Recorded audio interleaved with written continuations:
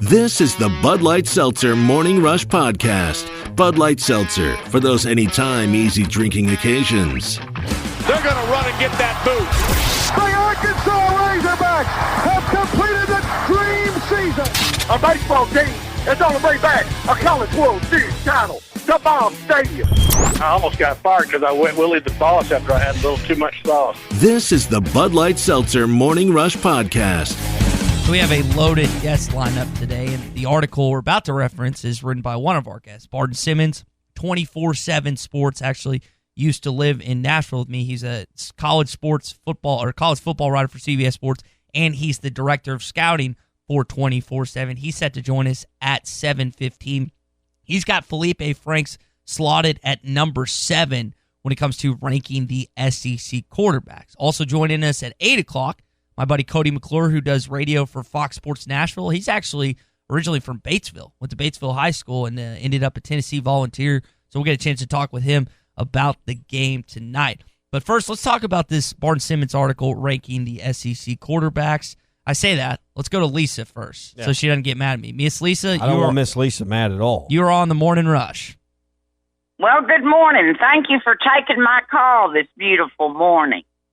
I'd just like to give a rundown of the refereeing last night at the Greene County Tech and West Memphis game. Do it. Is that okay? Yes, Tommy? absolutely. Well, that's fine, but I'm just trying to figure out who in the world cares about that other than Greene County Tech and West Memphis, who are not in our terrestrial listing areas. So. Well, they told me I walked out on the middle of the court. One of them was my son-in-law, and he said, "Get off the court, Lisa. We'll have to throw you out."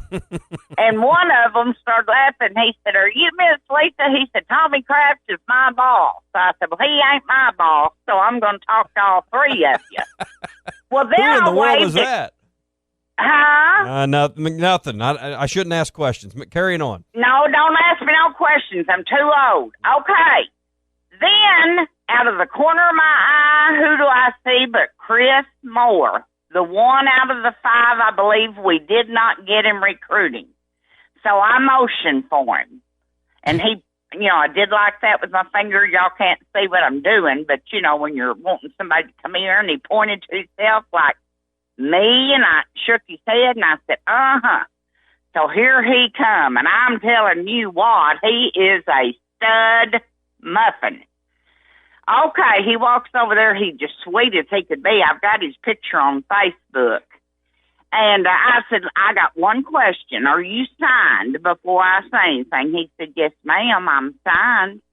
And I said, "Now, this is the kid from West Memphis. You people out there, wake up. Wake up. If you don't know who he is, Google him." And, but anyway, I said, "How much did they pay you?" I said, "You should have came to Arkansas." That's a great question. And made it a clean. He said, "Well, he gave me the reasons why and all this stuff, But let me say this about him. Super nice kid. I mean, I told him, I said, "I wish you the best, except when you're playing Arkansas. But other than that, I hope you have a great career." Very nice kid. Now, let me say this about him. He didn't have that good of a game last night, in my opinion. They beat us being Greene County Tech, 10 points or 7 to 10 points. And we led most of the game. It'd go back and forth. It fluctuated. But he really, to me, of course, he'll come a long way when he gets to Auburn and all that. But I just don't. I don't know. I don't know about him. I mean, I'm one of these you're going to have to show me. But Tommy... But if he was a Razorback, if he had committed to Arkansas, he'd be the greatest player ever, no matter, even if he played the same way, right? No, let me say this. One of our players, let me think of his name. Isn't that awful? I can't think of his name. I'll think of it in a minute, y'all. I'm postmenopausal. Give me a few minutes. One of our players, Zane Butler, Zanebutler, Zane Butler, told me last night, I've got it on Facebook, he was offered a preferred walk-on status deal from Coach Musselman, and then they'll see how it works out. Now, I only way I know to be is honest. If that's why I make so many people mad. I didn't see it with him either. Now, he may be the next Dusty Hannahs. I don't know. But this is my team, and I just didn't see it. Zane Beller, I think, and Chris Moore, I think, were both a little of each other last night. And it just, neither one of them really had a good game. Other members of each team had better games than they did. But you're right. If Chris Moore would have had, if he was a Razorback, I'd been all about it. But I will say that your referees, Tommy, did a good job. They ran me off the court, and but I did get about a minute out there where no one else did. Well, you probably deserved it. So. Matt said, "Get off the court, Lisa." But yet he'll be at my front door or back door. Let me rephrase that. Or at my back door at 5:00 in the morning needing coffee, But he's going to throw me out of a ball game. That's what a good mother-in-law does. So. Yeah, hey, I'm the best mother-in-law out there. You ask anybody. Well, listen, thank you for taking my call. Love your show. And Ty, thank you for not pushing the button on me. Yes, ma'am. You're growing on me. You really are growing on me. Thank you. Bye-bye. You'd struggle with compliments, don't you? I don't get many of them, so yeah, it's hard to. So Chris Moore, the thing about his game, y'all, is he's a 6'6", 6'7" power forward. I've got a chance to see him play a lot, or not a lot, a little bit. He's the game that I think he patents it off of. It's like Michael Kidd. You remember watching Michael Kidd-Gilchrist for Kentucky? Yeah. Okay, so he's not an elite shooter by any stretch of the imagination, but he's so physical down low, and he's just so. Like, he looks like he's in college already based on what he's been doing in the weight room. I saw him one time this year, and physically he is imposing. Mm-hmm. And it's hard to judge because he's 6'6", 6'7". He's not 6'8", 6'9", 6'10". How does that rebounding game translate to the next level? Does he have another growth spurt in him? Does Bruce Pearl get lucky and this kid ends up being 6'9" while he's at Auburn? I don't know. But you're right about one thing. Physically, you can tell he has been on a program. He's been to the CrossFit. He's been somewhere because he's stacked. Do you know who I couldn't even tell you who the West Memphis high school coach is there? I know Wes Flanagan. Where did Wes Flanagan coach? Little Rock, right? Well, Al Flanagan was a longtime coach at Parkview. Okay. Wes has been at Ole Miss. He played at Parkview. Okay. No, Wes at Auburn. So Auburn. Auburn. A lot of the Parkview kids went to Ole Miss. There's an Ole Miss connection there too. Okay, because there was something where I don't know.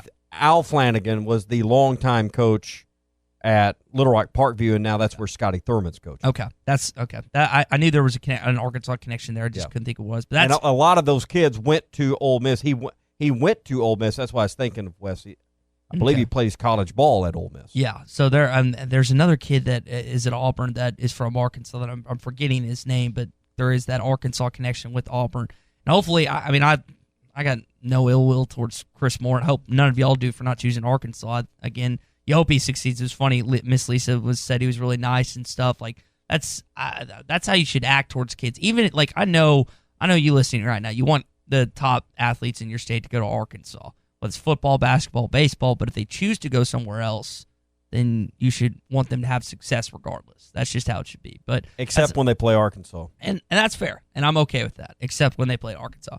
So let's touch on this article that I mentioned earlier. Barton Simmons, again, 24/7 sports director of scouting. He's going to join us at 7:15. He ranked Felipe Franks at number 7 in terms of SEC quarterbacks. And I've seen Franks as low as like 12. I've seen him all over the place. So that's more high. This is the skinny he wrote on Franks. He chose between UCF and Kansas in January. He left Florida because he knew that Kyle Trask was going to be the QB1 moving forward. At his best, Franks is a gamer, playmaking quarterback who at times wears his emotions on his sleeve. What he does is bring stability to an Arkansas offense that has cycled through half a dozen quarterbacks in recent years. First-year coach Sam Pittman is anxious to see what his offense can do with Franks in charge and when spring practice begins next month in Fayetteville. Now, he didn't mention Kendall Briles, but that's obviously a huge part of the equation when it comes to Felipe Franks' either success or non-success at Arkansas. But I'm wondering, Tommy, your initial reaction to hearing him ranked 7th in the SEC? Too high, too low, or just about right? Well, quarterbacks are a function of how well their offensive line plays, right? Mm-hmm. I mean, if you got a great offensive line, they can make the average to below average quarterback look great. If you've got an offensive line that's struggled, like Arkansas's has for several seasons in a row now, it can make the greatest quarterbacks look average. So I think that's part of the equation here. I don't know how you could really rank them otherwise. Frank's at 7, middle of the pack. If you get quarterback play, I know this, if Arkansas's offense and their quarterback will play to about the number 7 in this league, you're going to win more games than I think a lot of people expect you to win right now. I hope he can play to be the middle of the pack 7th quarterback in this league, because that would be a vast improvement over what Arkansas has had in the last couple of years, where they've started 8 different quarterbacks last season for Arkansas. So 7 would be a welcome improvement. I don't take it as a slight. I just think when you look at the overall unit, and then he's also coming off that injury, I don't know how you could probably put him a whole lot higher. So here are the other quarterbacks ranked in the SEC by Barton Simmons. He's got K.J. Costello, a former Stanford quarterback, now at Mississippi State, as number 1. Malik Newman, former Wake Forest quarterback, at Georgia at number 2.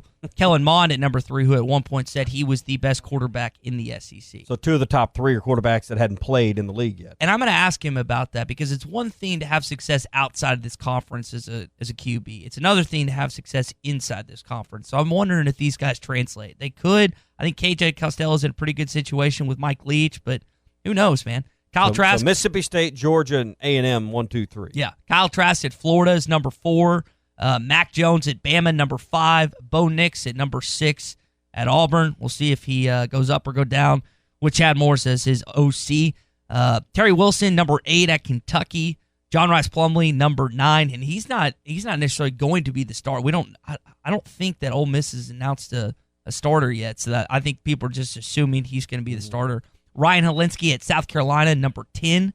Jared Garantano at Tennessee, number 11. Sean Robinson, former TCU quarterback, he's number 12 for Missouri. It took me a sec. Miles Brennan, that's going to be an interesting storyline to watch, at LSU, number 13. And then Vandy's quarterback, Seals, who I don't remember his first name, at number 14. So, I mean, 7's not a bad place to be, Tommy. It's really not. Like, you could, especially against some of the lists I've seen, that's not a terrible place to be at.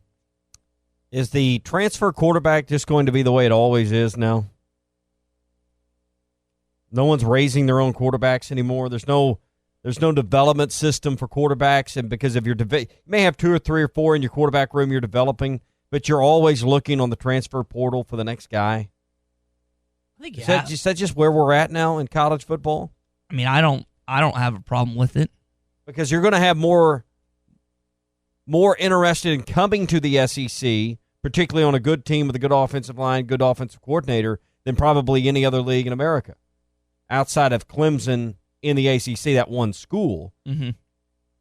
The SEC is probably, and this is what's going to make this league even more difficult to win. I just wonder, at what point are these schools going to have more consistent difficulty in getting a quarterback in and everything meshing and coming together? I haven't seen really a whole lot of signs of that being a problem, but makes you wonder when you don't have someone that's grown up in your system and understands your language of your offense and all of that. Does it matter? Of course, when you're in a situation like Arkansas is, where everything's new coordinator, new head coach, new language, new everything, then, it's going down the road. Well, I think the perfect example is the Heisman Trophy finalists this year. And I know Joe Burrow had, and I say 2 years in the system, but Joe Brady coming over and won. You really didn't have 2 years, because the passing game coordinator added so many elements before Steve Insminger got in there. So he only really had 1 year in the system. And he did. I mean, he won a Heisman Trophy and had one of the greatest single seasons ever. Justin Fields transferring from Georgia, doing what he did, being a Heisman Trophy finalist. Go back all the way to Scam Newton. Now, it wasn't the transfer portal as we know it now, but as a JUCO transfer. Mm-hmm. From Florida to Blinn to Auburn. So I think if you're a good quarterback and you're smart, you can adjust. Well, now, that doesn't it's not applicable to everyone, but if you're a great quarterback, they adjust to you. Yeah. So, I mean, you go about it. And I think, like, I just find this list interesting that Costello and Newman, both guys at Mississippi State and at at Georgia are two guys that are 1 and 2 in the league according to this list and have never played in this league. Yeah, and that's something I think you should ask Barton about, why he ranked them above that, because it is a completely different animal. When they hadn't been hit in the mouth by an SEC linebacker yet. Yes. I mean, Wake Forest and in the ACC, not the same thing. Stanford in the Pac-12, not the same thing. Nope. You're just not going to see the type of speed. You're not going to see the type of skill in those conferences that you do see in the SEC. Particularly in the secondary with the better defensive teams that can lock down number one wide receivers for their opponent. Yeah, which is going to be difficult. I couldn't tell you. Now can you get that ball in that tight window as the quarterback? Yeah, and I think the grad transfer for Miami, Georgia, who's like their only wide receiver, I think he's graduated. And then I couldn't tell you Mississippi State's best wide receiver. So it'll be interesting to see how KJ Costello and Jamie Newman adjust. 877-377-6963. Let's go to Michael. Michael, you're on the Morning Rush. Hey, what's up, Tye and Tommy? I know you were just talking about Felipe and, transfer quarterbacks. And, I mean, for Arkansas, I guess, getting Felipe is going to be great for us this year because, we're getting a new coach and we have a lot of young players. I know that's good for us, and you talk about transfer quarterbacks always. Well, for us right now, it's good. Is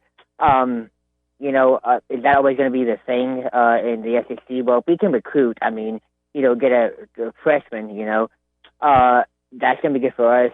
Peyton Manning's, he has a nephew. You guys probably heard about that. But, I'll let you talk about that, about transfer quarterbacks more, I guess. But Felipe's, I think, going to be great for us just for 1 year, even though he's going to be a senior. We don't know what's going to happen after that.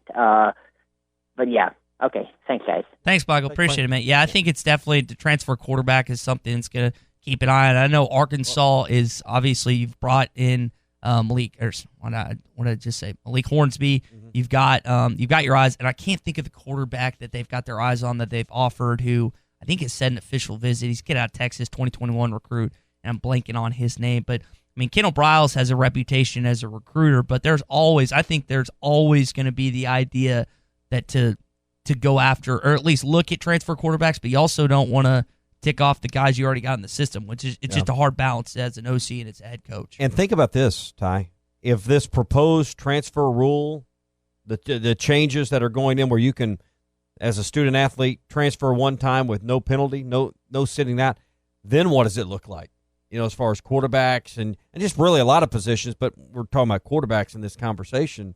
A lot of these guys that are transfer are grad transfers. Mm-hmm. That grad part won't have to be there if the proposals that are on the table now get passed. And that's going to change it even more where a guy like Franks won't come in with perhaps just 1 year left. Mm-hmm. Text out of the 479 said, look how Jalen Hurts blew up when he got out of the SEC. And that's the question I also have. Justin Fields left Georgia and had a Heisman Trophy campaign at Ohio State. Jalen Hurts left Alabama, had a Heisman Trophy campaign at Oklahoma. So now I'm going to kind of go against the grain a little bit what we brought up earlier. What about kids in the SEC that are great quarterbacks that see this success outside of the SEC because it's lesser competition? What's to say that can't be flipped and some of these kids that are particular quarterbacks transfer out of the SEC to hope to, because there's, like it or not, the SEC is the main stage of college football. It is, but we've seen, and the Heisman Trophy panel this year is a perfect example that Lawrence, Hurts, I know Burrow won it, but a lot more like when you think quarterbacks, you don't think in the SEC. Well, that's not what you point to at first. But it's a quarterback award. Very rarely do we have a finalist anymore that's a running back or a wide receiver. And when's the last time? When's the last time there's been a serious candidate that's a defensive player? It's a quarterback award. Well, they're not going. How many are they going to put from one league in that thing? So yeah, there's always going to be strong candidates that rack up yards, particularly in a conference like the Big 12, who doesn't play defense. Statistically, these guys are going to look good and get in Heisman Trophy candidacies. That doesn't mean they're more. Why do they come to the SEC, Ty? Why do you want to be in the SEC? Because you're more NFL ready when you leave here.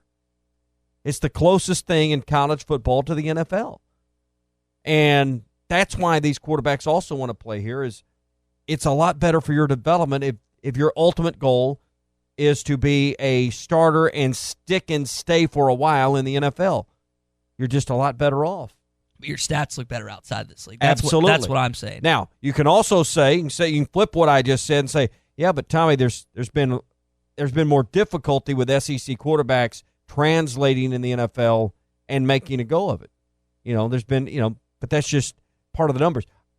We all know, and I think we all believe, and maybe it's our SEC bias, you are more NFL ready coming out. I don't care what position, quarterback, left tackle, defensive back, whatever it is. You're just more NFL ready out of this league. Mm-hmm. That's why this league has more players drafted than any other conference. Got a text here from both Michael in Bentonville and I think Tye in Huntsville. And the guy I was referring to earlier is Caden Seltzer, kid out of Cedar Hill, Texas, 4-star quarterback, dual threat QB. That's who I was referring to earlier. This comes from Corey and Rogers. He says, at the same time, if you can't hack it in the SEC and blow it up in another conference, doesn't that show that you weren't able to perform against the better competition and hurt your draft stock? I don't necessarily think that's the case, Corey, but that's one of those things where NFL GMs, NFL scouts, they look at so many different things, so many different scenarios. But, we had a text a minute ago said Jalen blew up when he left Alabama and went to Oklahoma. Did he blow up? I mean, he was already a pretty big deal, particularly after helping get his team to the national title. But he wasn't the same caliber of quarterback. And I would make the case if he had stayed at Alabama and he didn't know Tua was going to get injured, he may have been I don't know if he'd have won the Heisman in Alabama, but that'd have been a pretty compelling story. Had he stayed, had he been, and he did what was best for him. I don't begrudge him, but if he had stayed and you had that loyalty angle to play, and do you think him being there would have made the difference in Alabama maybe getting to the finish line this year versus coming up short? If Alabama has Jalen Hurts against Auburn this year, they beat them in Auburn, Alabama, in Jordan-Hare Stadium. If they have him against, no, because they played Tua in the LSU game, and Tua wasn't fully healthy, but I think they rushed him back to get him to that game. Yeah, and he wasn't the same Tua. Yeah, I think they beat Auburn. Who's the other team they lost to? They lost 3 games this year, or 2. They lost to Auburn. They lost to LSU. They lose someone else. I think it was just those 2 because they beat Michigan in the bowl game.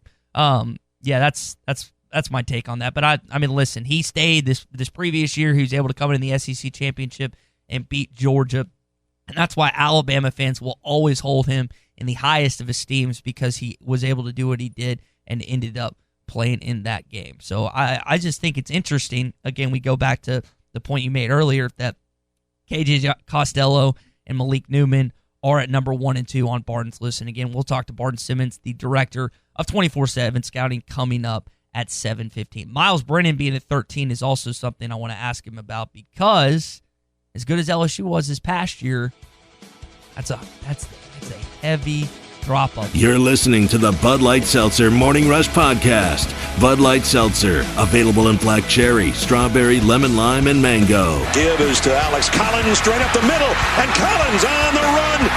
They won't catch him. Alex Collins is going to take it all the way to the house. Touchdown, Arkansas, 80 yards. So we mentioned it before the break. C.J. O'Grady opened up about his dismissal from the Arkansas football program from his perspective. Morris came out and said it wasn't all the way true. It wasn't a mutual agreement to actually dismiss from the team. Very immature part of mine after the Alabama game. Kind of told the coaches, I don't really want to come.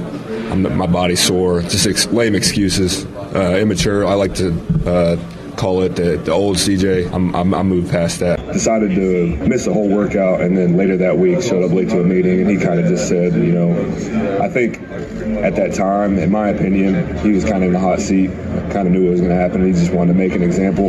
So that audio is from Pro Football Focus, and it's, again, from the Scouting Combine. And, Tommy, that's an interesting point, and we're going to play Chad Morris's sound in just a sec. What are your initial thoughts on that? Well, first of all, he owned it.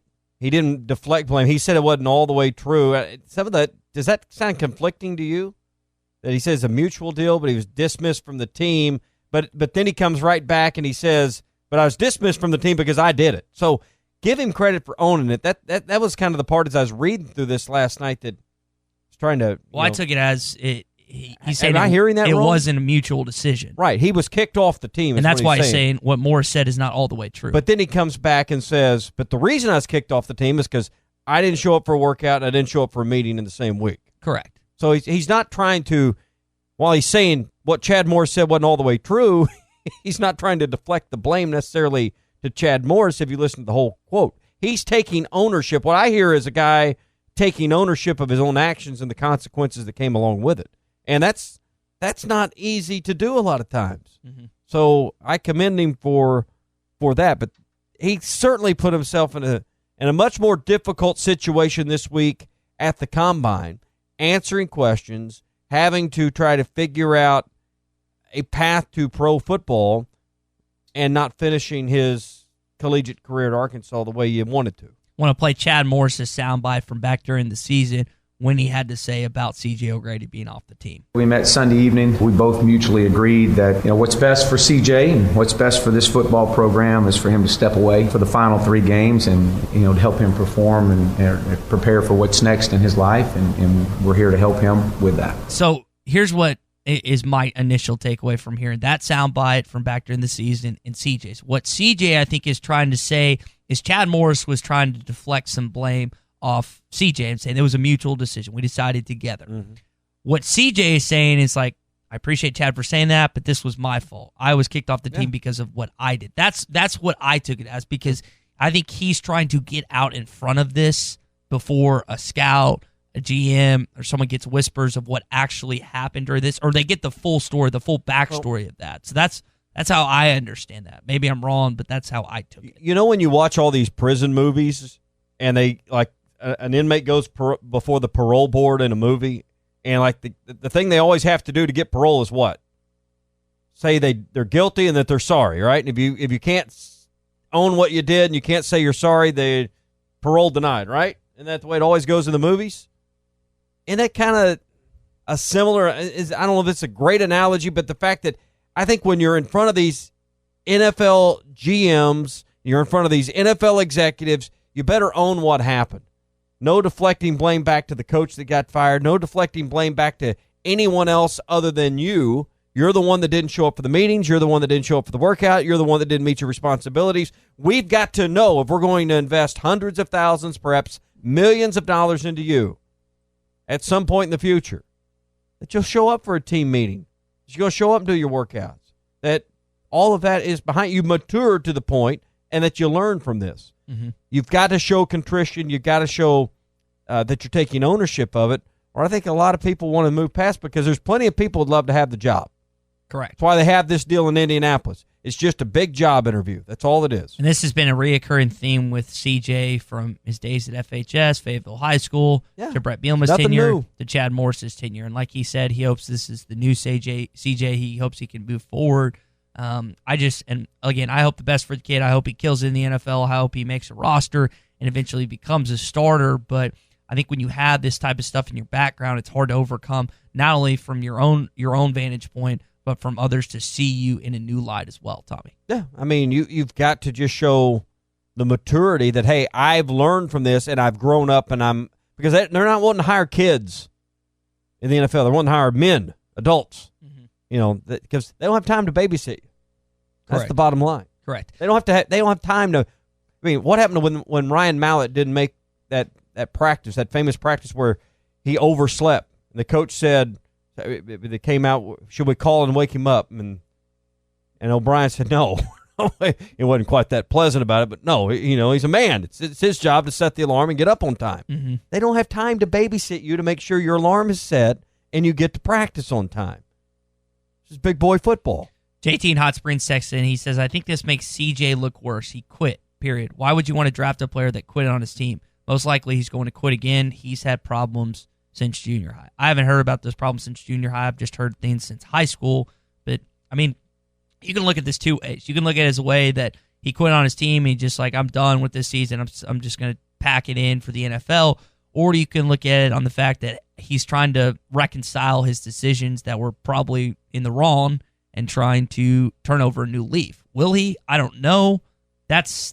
I just think you have to look at it both ways. This is certainly different than a player not playing in a meaningless bowl game to preserve injury. This wasn't anything like this. This was a disciplinary issue with the team that led to his ultimate. He got fired. I mean, this is no different than if one of us don't show up for work repeatedly, we continually are late, we don't show up for meetings, we don't do our job, and this goes on day after day, week after week, month after month, eventually we get fired, right? Correct. That's how it works. It was really kind of that was the situation that this coaching staff was tired of dealing with. Not showing up for workouts, not showing up for meetings, not meeting your obligations. It's the same thing in the work environment. Eventually, you pay the price. CJ paid the price with 3 games to go. I mean, he was a stud in high school. You got to remember, this was the number 1 overall prospect in the state of Arkansas, according to 24/7's composite. He's a 4-star kid. He's regarded as one of the best tight ends in the country, like top 7, top 8, or whatever. And he had a decent career at Arkansas, had 12 touchdowns. He played a decent amount of games. And I look at the fact that he shined against LSU and Alabama in some of the better competition. So you know he could do it on the field. It just seems like he kept dealing with stuff off the field, Tommy. Yeah, and that's just, a lack of maturity in a lot of cases. I don't know CJ, don't know the situation there, but generally another year or two of growth as just a man, as a person, will maybe get you past some of these issues. Mm-hmm. That's what you're hoping here for CJ. You're listening to the Bud Light Seltzer Morning Rush Podcast. Bud Light Seltzer, gluten-free with no artificial flavors. Now he does a tightrope act. Boy, Houdini's in the house. We're number 3, and nobody's home to watch that house. Touchdown, Hogs! Holy Hog!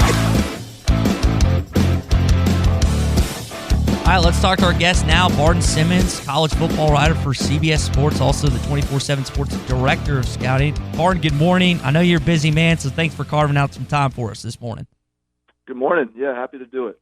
So I want to ask you about Felipe Franks first. In the article that I know you and Brad Crawford kind of came together with, you had him at 7 in your quarterback rankings. And I've seen lists, man, that he's been a lot lower than that as far as like 10, 11, 12, and others. You're higher on him than most. Why are you higher on him than most, Barton? Yeah, and I certainly would understand him being lower. And I mean, Felipe Franks is he's got this sort of, there's like this hidden talent in there, this latent ability that is just really compelling, really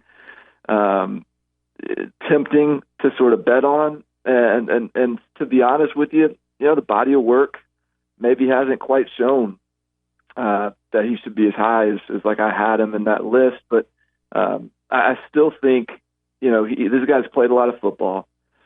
This is a guy that really probably had his best season in 2018 when Dan Mullen showed up, and then he didn't really get a chance to build on that in 2019. And so the question is, can he now build on that in 2020? I think that he has sort of displayed that his athleticism is something that you can lean on, that you can actually utilize.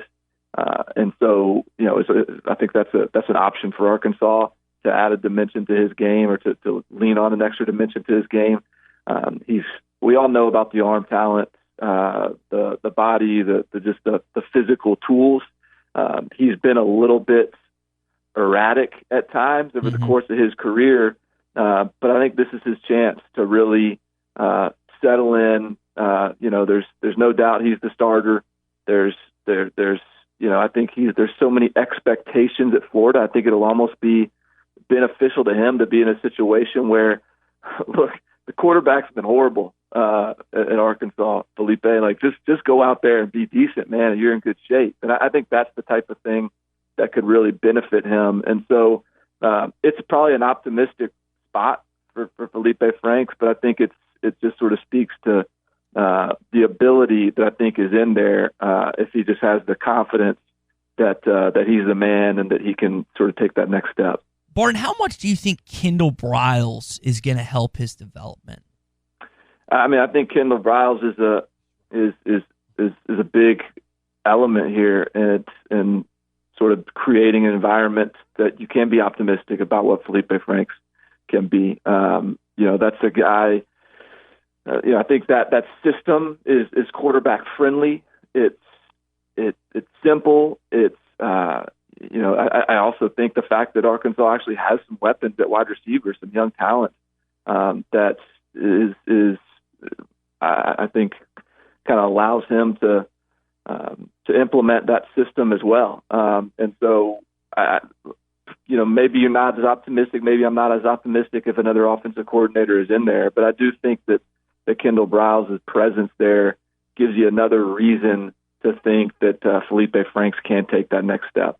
Barton Simmons with us here on the Morning Rush. So looking at your rankings of quarterbacks preseason going into spring for next year in the SEC, the number one and number two quarterbacks you have on your list are both transfers into the league, with Costello at Mississippi State, Newman at Georgia. What is it about their games that makes you think it will immediately translate to this league that has been the most NFL-ready league when you look at draft choices in college football? What makes you think their game will right away translate to the Southeastern Conference?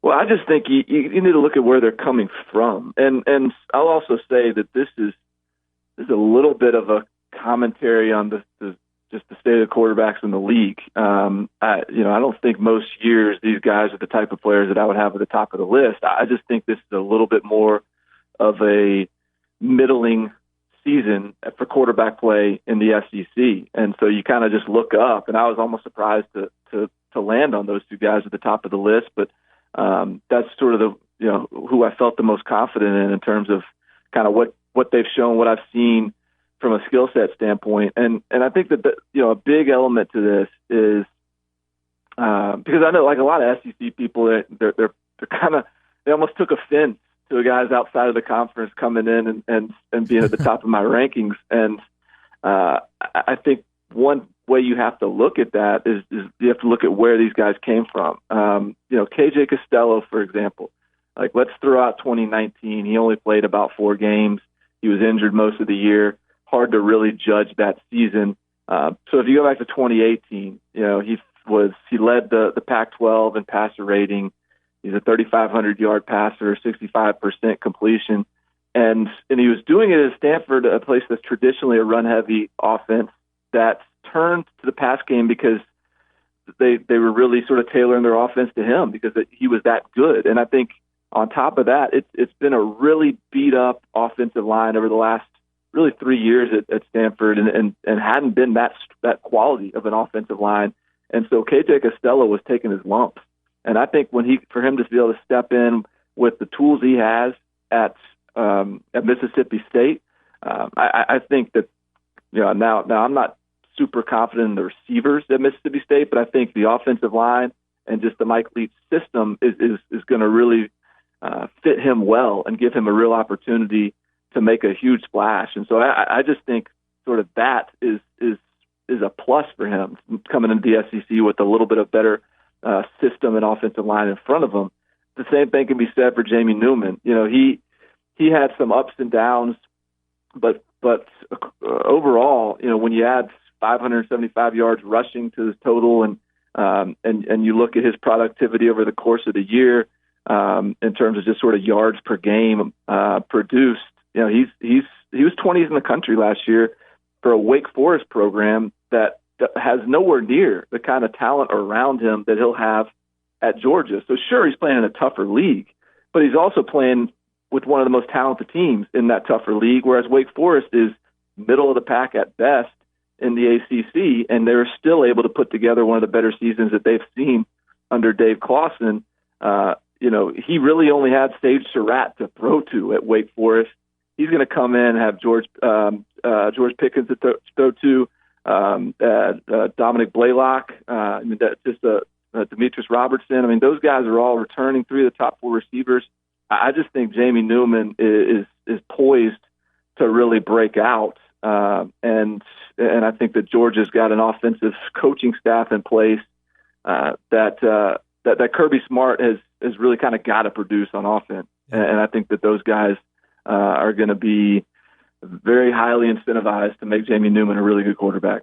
Barton, as you look across the SEC and you put together these quarterback rankings, what head coach or / offensive coordinator, what coaching staff and system do you think is best right now in the SEC at developing a quarterback? Well, look, it's going to be really interesting to see what happens at LSU this year, because obviously Joe Brady is gone, but the element he added to that offense remains. Steve Ensminger probably didn't get enough credit for what happened at LSU this past season. LSU has been traditionally kind of a quarterback wasteland. And all of a sudden now, with the talent around Miles Brennan or whoever is in that quarterback position, that starting chair, I have Miles Brennan 13th on my list, but you can make a case, and we've never seen him really. I mean, he's had very limited exposure. It was all Joe Burrow. He hadn't started in the games. But you can make a case that just the players around him should prop him up. But I'm very interested to see kind of where this offense goes and what Miles Brennan is capable of. So if Miles Brennan has a big year, I think you can put LSU at the top of the list. I also think, and in a way, this might have kind of hurt Kyle Trask on my list, but Dan Mullen's a phenomenal quarterback coach. They do an unbelievable job of tailoring the offense to the quarterback's skill set, and in a way, that may have sort of dinged Kyle Trask in putting together this list, because when I watched Florida last year, I didn't see some quarterback talent that was sort of lifting the team around him. What I saw was a system that really played to Kyle Trask's strengths, and sort of this quick passing game, catch and run offense. Didn't put too much on his plate, but sort of allowed him to be successful. In a way, like I was just so impressed with what Dan Mullen did that it kind of overshadowed to me what Kyle Trask did. And so it's going to be really interesting to see what happens in year 2 of the Kyle Trask regime, to see if I don't know, maybe he wins me over a little bit more and starts to outshadow his coach a little bit. We're talking with Barton Simmons, director of scouting at 24/7 Sports, also college football writer for CBS Sports. Barton, you talk about a quarterback guru in Dan Mullen. A supposed quarterback guru was once at Arkansas, Chad Morris, and people were really excited what he was going to do in the QB room. Man, we had Taj Boyd on our show, and he continuously told us, this guy is going to make your team great. This guy is going to make the football program great. You're going to have great quarterbacks come here. It didn't happen. What do you think about the development with Bo Nix? I know he's number 6 on your list. How is he going to do with Chad Morris and his OC in year number 1? Boy, I mean, it's a great question, because we've seen offensive coordinators come through Auburn before, whether it was Chip Lindsey or Brett Lashley, or there's it's always the Gus Malzahn show. And Gus Malzahn can say that he's going to give up the reins, but ultimately it always looks like a Gus Malzahn offense. Now, Chad Morris is someone that Gus Malzahn has a good relationship with. He's worked for him before. He's someone that is, certainly has his own credentials, has been a really successful offensive coordinator, has been a head coach in this league. So if there's ever a person that Gus Malzahn can really hand the keys to and say, it's your deal, let me go be a head coach, it's Chad Morris. But, color me skeptical. I mean, we've seen this story before, and it always looks like Gus Malzahn. And Gus Malzahn's a really good college football coach. I mean, what he's done at Auburn is kind of remarkable in the shadow of the Nick Saban era. But he's not a coach that I'm confident in developing the quarterback position. And so I almost think, just because this is what we've seen before, that what we saw last year at Bo Nix is what we're going to see for the next 3 years. It's good. It's a good quarterback. It's a guy that can run Gus Malzahn's offense and be mobile and be athletic.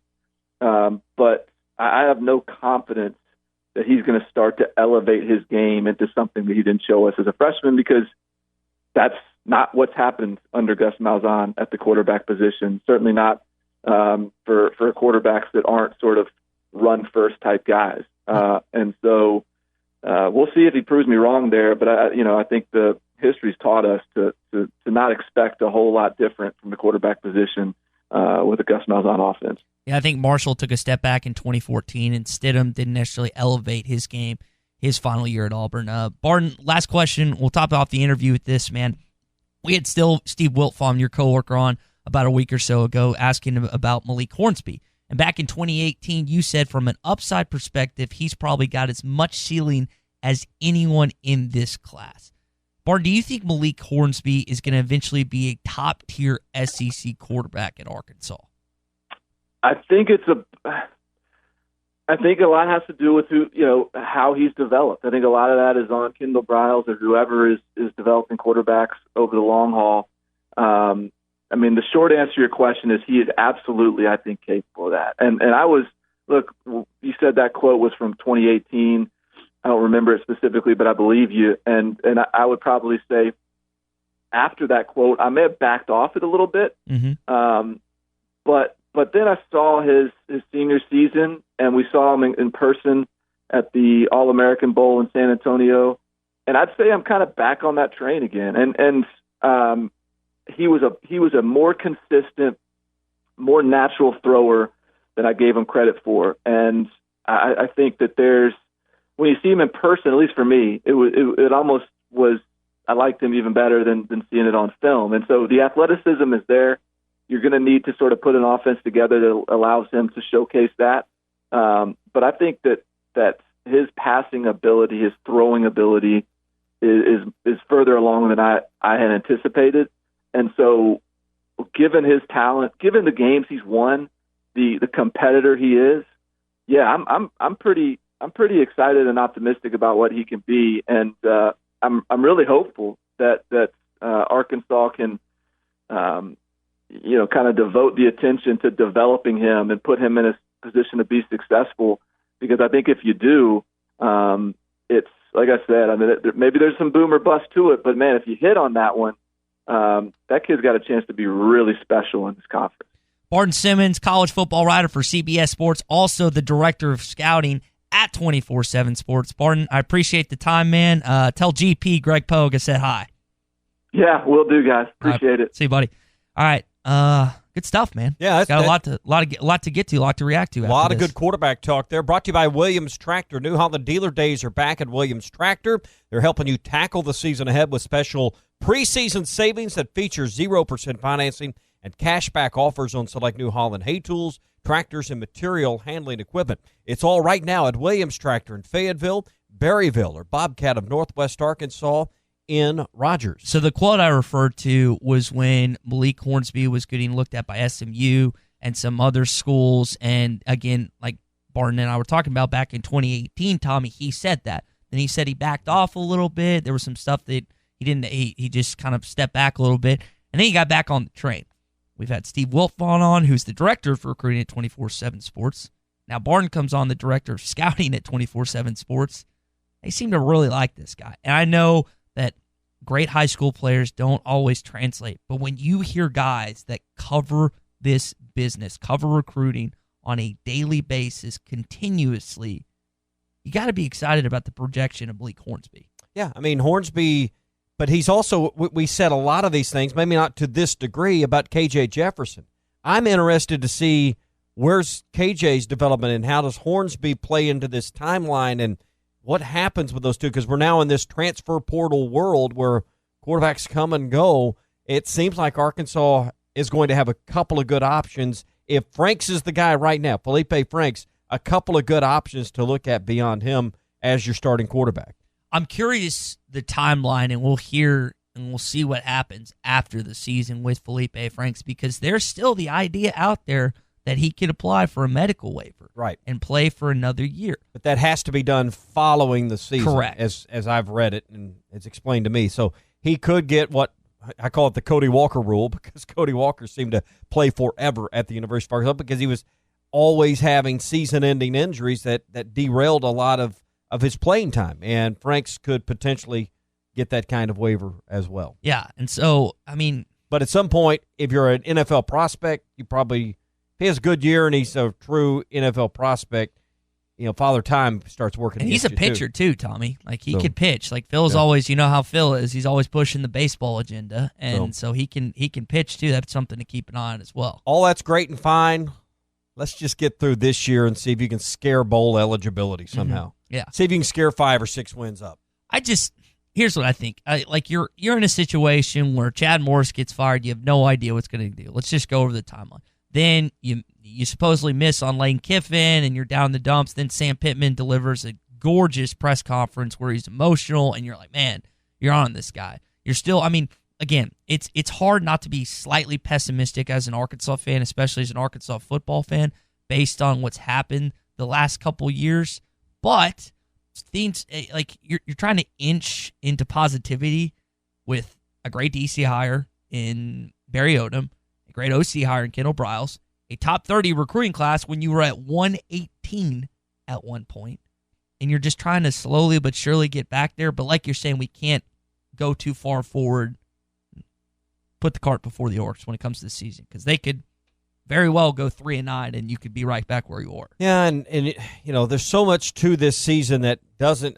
It always hinges on the quarterback. So don't understand, but the quarterback's play hinges on where they take this offensive line. Can you develop these wide receivers and a tight end to the next level? You feel pretty confident in what you've got there. It just all seems to me to hinge on what can Brad Davis and Sam Pittman do with this offensive line. That's going to determine how good any of these quarterbacks can be in this system. Yeah, because regardless if you have talent, which they do have talent at the skill positions, whether it's Rakeem Boyd, whether it's Trey Knox, Traylon Burks, Mike Woods, it is all for naught if you can't block. Rakeem Boyd had a really solid season, but the offense didn't go anywhere because in the red zone they couldn't block, and in certain possessions they couldn't block. You had great wide receivers. Didn't work. Your quarterbacks, I think the quarterbacks didn't deliver. Ben Hicks and Nick Starkel and whoever else did not deliver last year, Tommy. But it's not like they were helped out at all by the offensive line. They weren't given a break. As good as Ben Hicks played in the Texas A&M game where no one counted on him, he didn't get anything down the stretch when he was getting sacked. His final throw, you remember to CJ, got creamed as he let it go. It seemed like every time you needed an extra second to throw the football, the offensive line didn't give it to you. So is that the linchpin? Is my analysis on point there that none of these quarterbacks are going to be as good as they can be? That's pretty simplistic, but that's really, we can talk about all this stuff. It still comes back to which quarterback's coming and what they've done in high school. It still comes back to how good the offensive line is or isn't at making the quarterback look his best. Sometimes the answer is simple, and hopefully with an elevated offensive line coach and an elevated head coach in that particular area, that'll be the case. Your number one source of local news and information you need. Bud Light Seltzer, 5% ABV and only 100 calories. We'd put it up against any other seltzer out there.